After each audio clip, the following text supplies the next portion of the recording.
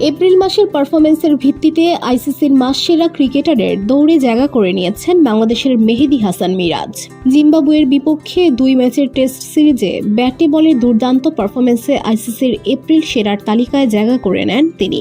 একই তালিকায় আছেন জিম্বাবুয়ের পেসার ব্লেসিং মুজারাবানিও। বাংলাদেশের বিপক্ষে বল হাতে দুর্দান্ত ছিলেন এই পেসার। এছাড়াও 3 জনের এই তালিকায় আছেন নিউজিল্যান্ডের পেসার বেন সিয়ার্স। সোমবার আইসিসির দেওয়া এক সংবাদ বিজ্ঞপ্তিতে বিষয়টি জানা গেছে। জিম্বাবুয়ের বিপক্ষে টেস্ট সিরিজের 3 ইনিংসে 5 ছোঁয়া বোলার ছিলেন মিরাজ। দ্বিতীয় টেস্টে ম্যাচ সেরার পুরস্কার ও সিরিজ সেরাও হন তিনি। সিলেটে প্রথম টেস্টের প্রথম ইনিংসে 52 রানে নেন 5 উইকেট। দ্বিতীয় ইনিংসে 50 রানে আরও 5টি। এরপর চট্টগ্রামেও ছিলেন ধারাবাহিক। ব্যাট হাতে 162 বলে খেলছিলেন 104 রানের ইনিংস। দ্বিতীয় ইনিংসে বোলিংয়ে মাত্র 32 রান খুঁড়ছে নেন 5 উইকেট। পুরো এপ্রিলে তিনি ব্যাট হাতে 38.66 গড়ে করেছেন 116 রান আর বল হাতে 11.86 গড়ে নেন 15 উইকেট। দাপুটে সিরিজের পর মাস সেরার দৌড়েও তিনি।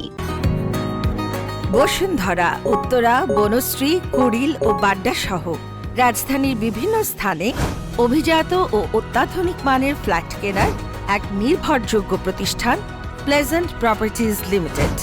তাই আপনার স্বপ্নের আবাসনের জন্য আজই যোগাযোগ করুন।